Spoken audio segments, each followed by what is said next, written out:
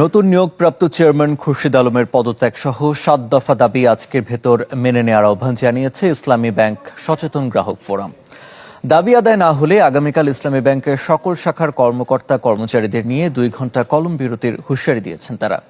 আজকের মধ্যে যদি এই সমস্যাগুলোর সমাধান করা না হয় তাহলে আগামীকাল ইসলামী ব্যাংকের সকল কর্মকর্তা কর্মচারী সহ সকলে 2 ঘন্টা কলম বিরতি পালন করবেন।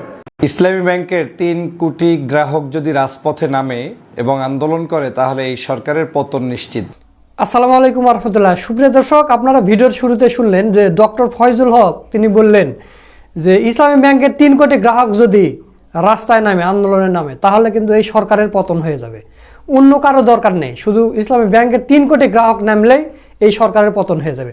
তো দর্শক, এই বিষয় নিয়ে বিস্তারিত আজকের ভিডিওতে আলোচনা হবে এবং গত রবিবারে শুধু 1,500 কোটি টাকা তুলে নিয়েছে আতঙ্কিত গ্রাহক যারা, ইসলামী ব্যাংকের আতঙ্কিত যারা গ্রাহক আছে যে কী হয় না হয়, তারা 1,500 কোটি টাকা তুলে নিয়েছে এবং এর প্রথম দিন যেদিন আন্দোলন শুরু হয় তখন কিন্তু 3,500 কোটি টাকা তুলে নেওয়া হয়েছে। এই বিষয় নিয়ে বাংলা ভিশনে নিউজ হয়েছে এবং ব্যাংক কর্মকর্তাদের সাক্ষাৎকার নেওয়া হয়েছে। আপনারা ভিডিওটা একটু দেখেন।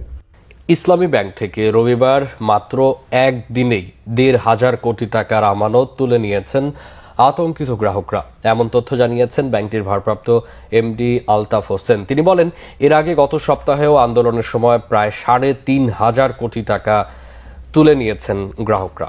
বর্তমানে যে সংকট, বাংলাদেশ ব্যাংক তা নিরসনে এগিয়ে আসবে বলে আশাবাদী তিনি। গ্রাহকদের আতঙ্কিত হওয়ার কোনো কারণ নেই বলেও উল্লেখ করেন আলতাফ হোসেন।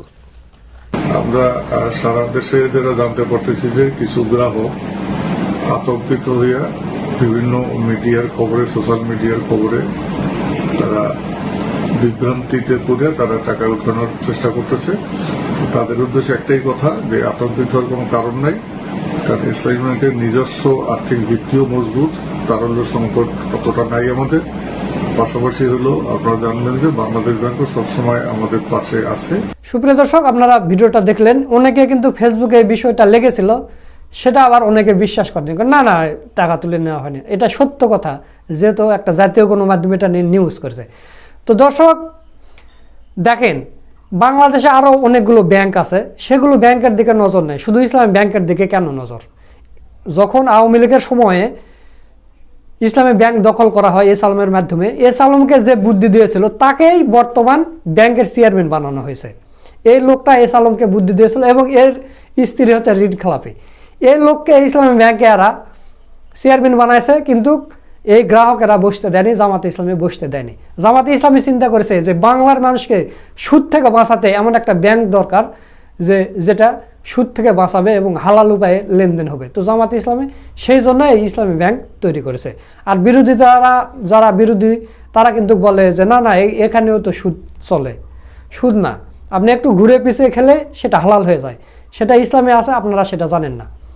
এমনকি ইসলামী ব্যাংকে আপনারা বাংলাদেশের মধ্যে সবচাইতে হিন্দু যারা, বিধর্মী যারা আছে, অন্য ধর্মাবলম্বী তাদের অ্যাকাউন্ট সবচাইতে বেশি এবং সবচাইতে বিশ্বস্ত ব্যাংক ইসলামী ব্যাংক।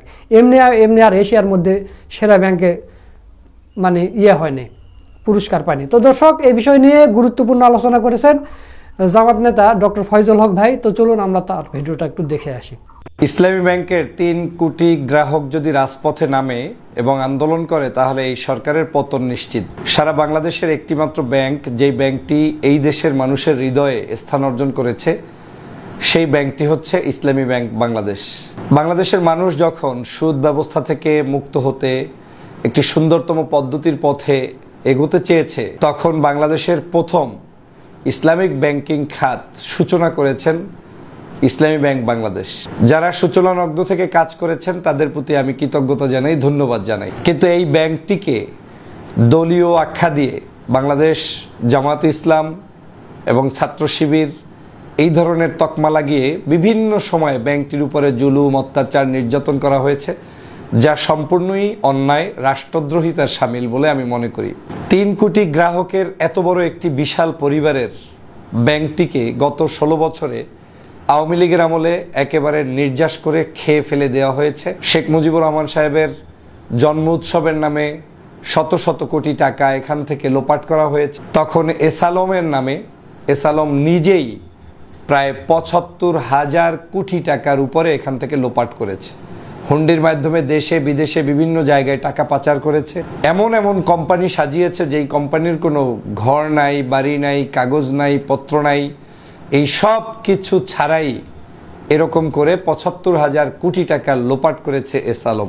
শুধু তাই নয়, এসালম তার নিজের সন্তানকে, মনে হয় যেন দুধ খাওয়া সন্তান, সেই সন্তানকে বসিয়ে, চেয়ারম্যান বসিয়ে এই ব্যাংকটার সম্পূর্ণ দখলদারিত্ব নিয়ে যাওয়া হয়েছিল। আপনারা জানেন এই ব্যাংকটি এখন পর্যন্ত প্রায় ৪০০-র উপরে শাখা রয়েছে, উপশাখা ২৭১টি, এবং সারা বাংলাদেশে তাদের প্রায় ২০,০০০-এর অধিক কর্মকর্তা চাকরিজীবী হিসেবে এখান থেকে তারা বিভিন্ন সহযোগিতা নিচ্ছেন। এই বিশাল জনগোষ্ঠীর একটি ব্যাংককে নতুন করে আবার নাই করে দেওয়ার জন্য প্রচেষ্টা শুরু করেছেন বর্তমান সরকার। বর্তমান সরকারের স্বরাষ্ট্রমন্ত্রী মহোদয়, আপনারা নিশ্চয়ই জানেন যে বাংলাদেশে ৫ই আগস্টের পরে উনি যখন শিলং থেকে বাংলাদেশে আসলেন, তখন ঢাকা এয়ারপোর্টে এই এসালমের গাড়িতে করেই কিন্তু তাকে বাড়িতে গিয়ে যেতে হয়েছিল, এবং সেই গাড়িতে যখন তিনি এসেছেন তখন সে নিয়ে বাংলাদেশের বিভিন্ন বিতর্ক হয়েছে, আলোচনা হয়েছে। সেখান থেকেই আমরা স্পষ্ট হতে পারি যে আমাদের এই শিলংয়ের সাথে, আমাদের জনাব স্বরাষ্ট্রমন্ত্রীর সাথে বর্তমানে এসালমের সাথে একটি অন্তরঙ্গ সম্পর্ক, ভিন্ন ধরনের আন্ডারগ্রাউন্ডের সম্পর্ক রয়েছে। আর না হলে আজকের এই ৫ই আগস্টের পরবর্তী বাংলাদেশে নতুন করে ইসলামী ব্যাংকে দখলদারিত্ব চেষ্টা চালানো, এটা কারো পক্ষে সম্ভব না, কোনো সঠিক মানুষের পক্ষে এটা সঠিক কাজ নয়। ইসলামী ব্যাংক বাংলাদেশ কি শুধুমাত্র এখন আক্রান্ত হয়েছে? এই আওয়ামী লীগের আমলে যে আক্রান্তটা হয়েছে, সেই আক্রান্তটা আবার নতুন করে যখন বিএনপির আমলে হচ্ছে, তখন আমাকে মিলাতে হচ্ছে যে what is the different in between BNP and Awami League. যদি একই চরিত্র আওয়ামী লীগ করে ব্যাংকটাকে ধ্বংসের দ্বার প্রান্তে নিয়ে যেয়ে থাকেন, যেমন মাঝে মাঝে দেখতাম ব্যাংকের নাম দিয়ে দেওয়া হতো জঙ্গিবাদের আখড়া, জঙ্গিবাদের মদতদাতা, অথচ এই ইসলামী ব্যাংককে ব্যবহার করেই আওয়ামী লীগের হাজার হাজার কোটি টাকা যারা লোপাট করেছেন, তারা কিন্তু এই ব্যাংকটা থেকেই খেয়েছেন। বাংলাদেশে একটা প্রচলিত ধারা আছে, প্রেম করতে আপনার মডার্ন কিছু মানুষ লাগে, আর বিবাহের জন্য ছাত্র শিবিরের ছেলেদেরকে পছন্দ করা হয়। এর কারণ হচ্ছে ছাত্র শিবির যে একজন আদর্শিক মানুষ, তারা যে সত্যিকার অর্থে তার স্ত্রীর প্রতি অধিকার প্রতিষ্ঠা করতে পারবে, সঠিক দায় দায়িত্ব পালন করতে পারবে, এটা কিন্তু আওয়ামী লীগ বিএনপি সবাই জানে। আর যে কারণে মেয়ের বিয়ের ক্ষেত্রে পছন্দ করে ছাত্র শিবিরের ছেলেরা কোথায় আছে এরকম। বাংলাদেশেও একই ধারায় খাওয়া দাওয়ার যে কোনো প্রয়োজন হইলে তখন নিজেরা কোনো প্রতিষ্ঠান গড়তে পারে না, করতে পারে না, যেহেতু চাঁদাবাজি করেই যাদের জীবন চলে, তাদের আর অন্য কোনো জায়গা থেকে আয় ইনকাম করার সোর্স বা জ্ঞান বুদ্ধি নাই। সে কারণে তারা জামাত ইসলাম কি গঠন করে সেটা দিয়ে কিছু খাওয়ার চেষ্টা করে। যেমন আমরা দেখেছি বিগত সরকারের আমলে বাংলাদেশের অন্যতম বিশ্ববিদ্যালয়, বেসরকারি ইন্টারন্যাশনাল ইসলামিক ইউনিভার্সিটি চট্টগ্রাম, সেটাকে আওয়ামী লীগের একজন এমপি মহোদয় সেটাকে দখল দিলেন। মানারাত ইন্টারন্যাশনাল ইউনিভার্সিটি এবং স্কুলের মাঠ দখল দিলেন। বিভিন্ন কোচিং সেন্টারগুলো পর্যন্ত, যেগুলো ছাত্র শিবিরের পরিচালনায় পরিচালিত, সেগুলোকে পর্যন্ত তারা দখল দিলেন। এই যে দখল বাণিজ্য যারা চিন্তা করে, যারা নিজেরা মননশীল নয়, জ্ঞানী নয়, জ্ঞান বিজ্ঞান চর্চা পছন্দ করে না, যারা নিজেরা কোনো কিছু গড়তে জানে না, তারা আসলে এই দখলদারিত্ব পছন্দ করে। তারই অংশ হিসেবে আবার নতুন করে ইসলামী ব্যাংক বাংলাদেশকে দখল দেওয়ার পায় তারা শুরু করেছে। এবং ইতিমধ্যে আপনারা জানেন যে আওয়ামী লীগের দোসরকেই নতুন করে চেয়ারম্যান হিসাবে বসিয়ে দেওয়া হয়েছে। আমি একদম স্পষ্ট বার্তা দিয়ে বলতে চাই, সাবধান করে দিয়ে বলতে চাই, বাংলাদেশে ফেসিবাদের পতন হয়েছে জামাত শিবিরকে নিষিদ্ধ করার ৪ দিনের মাথায়।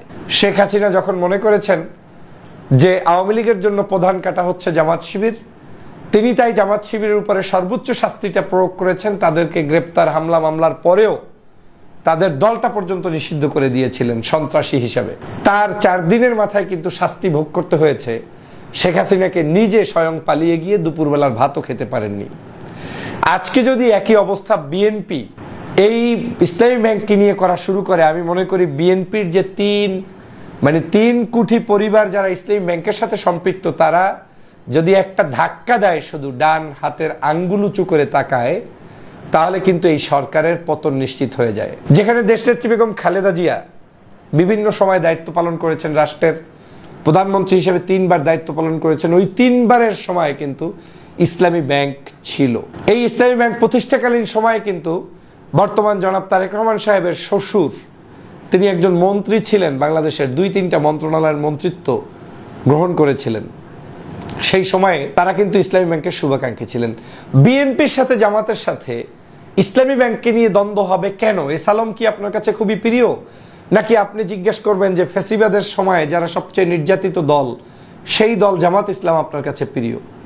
যদি বিএনপির কলবের ভিতরে নিজে জিজ্ঞেস করার পরে উত্তরে এসে যায় যে এসালম তার কাছে প্রিয়, তাহলে বুঝতে হবে বিএনপি ঠিক আওয়ামী লীগের ধারায় চলে গিয়েছে, তার আর ভিন্ন কোনো ধারায় যাওয়ার কোনো রাজনীতি করার কোনো সুযোগই নেই। কারণ যেই এসালম আওয়ামী লীগের দোসরগিরি করেছে সে আপনার প্রিয় হতে পারে জামাতকে বাদ দিয়ে, তাহলে বুঝতে হবে আপনি অলরেডি আওয়ামী লীগ, আর আপনার মধ্যে কোনো পার্থক্য নেই।